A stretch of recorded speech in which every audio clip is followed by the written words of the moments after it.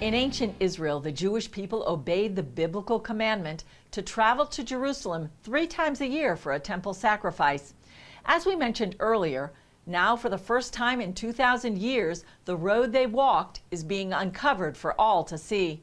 CBN Middle East Bureau Chief Chris Mitchell takes us on that ancient highway. They call it the Biblical Superhighway, the Pilgrim's Path that led to the Jewish temple in ancient times. The places and events and the peoples that make Jerusalem, Jerusalem. For Christians, for Jews, it all happened here in the city of David. This is where the beating heart of Jerusalem is. We're talking about the pool of Siloam. We're talking about Mount Moriah, the Temple Mount. We're talking about the city of David. The pilgrimage road links them all together.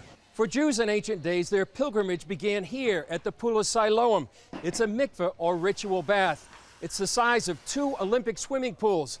They would purify themselves here before going up to the Temple Mount to worship God. The historian Josephus says that 2,000 years ago, on the pilgrimage festivals, there would have been more than 2 million people going up on pilgrimage. That's a lot of people who need to bathe. The pool is also where Jesus healed the blind man, as recounted in the book of John. Its location was hidden by a road until 15 years ago, when a sewage leak led to excavations, the discovery of the pool, and much more.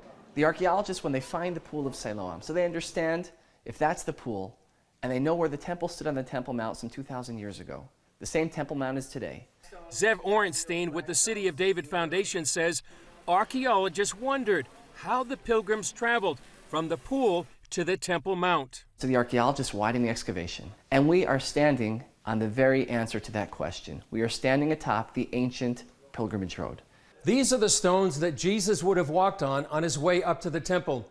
And now the significance of the excavation of the pilgrimage road is that for the first time in 2,000 years, visitors will be able to walk all the way from the pool of Siloam up to the western wall. The word in the Bible, the Hebrew words, is aliyah l'regel, or ole regel. Now, what we understand that to mean is it's a spiritual ascent. You're going up to the temple, going to Jerusalem. It's a very holy place. But Chris, when you're in the place where the Bible happened, the words of the Bible come to life. Because as we're walking right now, and I'm sure you could feel it, we're walking uphill. And it was more than that. This would have been like Times Square. You would have had on both sides of the road, and keep in mind, the road is about 3, 4, 5 times wider than what we see over here. You would have had shops, stalls along both sides of the road. This is the center of Jerusalem from a spiritual perspective, from a communal perspective, also from a commerce perspective. According to the Israel Antiquities Authority, the road took 10 years to build, from 20 to 30 AD, and was constructed by Pontius Pilate. One of the major issues of Jerusalem is that it's a living city. All the layers, all the archaeological layers are built on top of one another, and the modern living quarters and everything is built on top of the archaeological layers. Excavation manager Ari Levy says uncovering the road is a major engineering feat.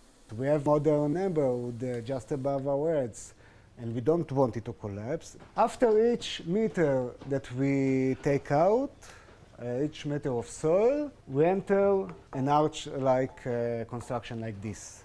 This supports the entire weight of what we have above us. Along the route, you can see many places where the road remains intact and others where it's destroyed, given its violent history. We know that the Romans, they destroyed Jerusalem. And if you would find everything perfectly intact, well, it wouldn't seem like much of a destruction. Among the discovered treasures are small coins minted during the Great Jewish Revolt, before the Romans destroyed the temple and Jerusalem in 70 AD. Scholars often wonder why the Jews made worthless coins instead of weapons. Orenstein has the answer. Jews of Jerusalem understood that the Romans were likely going to destroy the city. But they also believed that one day in the future, their descendants would return and find these coins, and they would know what their ancestors lived and died for a free Jerusalem.